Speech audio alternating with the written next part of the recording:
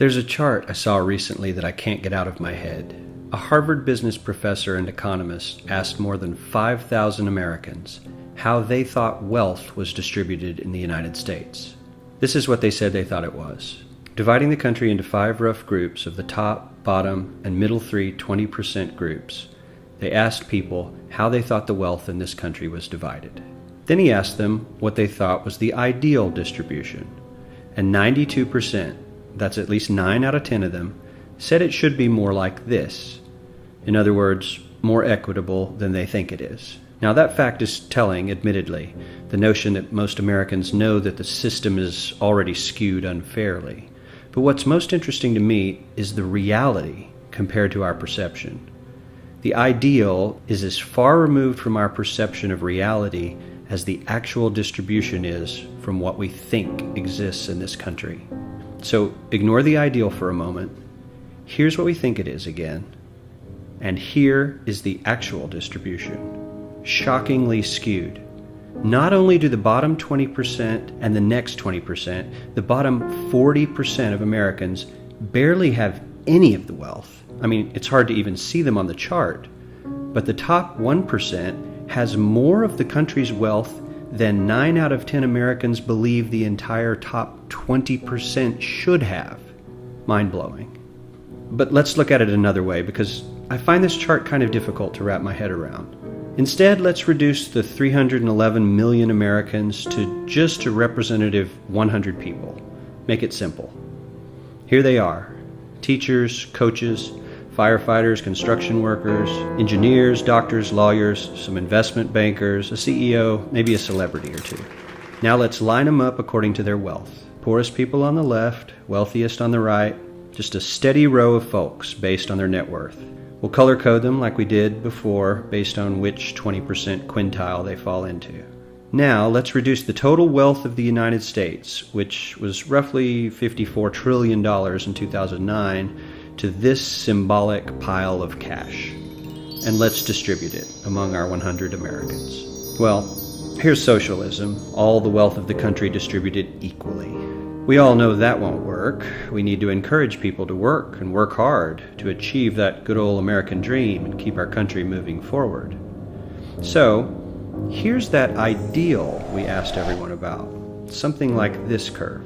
This isn't too bad. We've got some incentive, as the wealthiest folks are now about 10 to 20 times better off than the poorest Americans. But hey, even the poor folks aren't actually poor, since the poverty line has stayed almost entirely off the chart. We have a super healthy middle class with a smooth transition into wealth. And yes, Republicans and Democrats alike chose this curve. 9 out of 10 people, 92%, said this was a nice, ideal distribution of America's wealth. But let's move on. This is what people think America's wealth distribution actually looks like. Not as equitable, clearly, but for me, even this still looks pretty great. Yes, the poorest 20 to 30% are starting to suffer quite a lot compared to the ideal, and the middle class is certainly struggling more than they were, while the rich and wealthy are making roughly 100 times that of the poorest Americans and about 10 times that of the still healthy middle class. Sadly, this isn't even close to the reality. Here is the actual distribution of wealth in America. The poorest Americans don't even register. They're down to pocket change, and the middle class is barely distinguishable from the poor. In fact, even the rich between the top 10 and 20 percentile are worse off. Only the top 10% are better off. And how much better off? So much better off that the top 2 to 5% are actually off the chart at this scale. And the top 1%, this guy, well, his stack of money stretches 10 times higher than we can show. Here's his stack of cash, restacked, all by itself. This is the top 1% we've been hearing so much about. So much green in his pockets that I have to give him a whole new column of his own, because he won't fit on my chart. 1% of America has 40% of all the nation's wealth. The bottom 80%, 8 out of every 10 people, or 80 out of these 100, only has 7% between them. And this has only gotten worse in the last 20 to 30 years.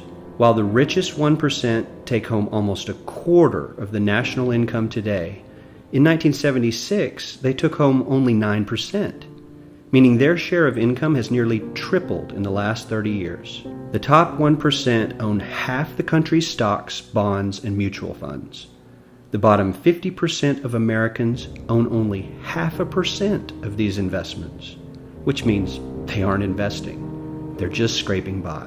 I'm sure many of these wealthy people have worked very hard for their money, but do you really believe that the CEO is working 380 times harder than his average employee? Not his lowest paid employee, not the janitor, but the average earner in his company. The average worker needs to work more than a month to earn what the CEO makes in 1 hour. We certainly don't have to go all the way to socialism to find something that is fair for hardworking Americans. We don't even have to achieve what most of us consider might be ideal. All we need to do is wake up and realize that the reality in this country is not at all what we think it is.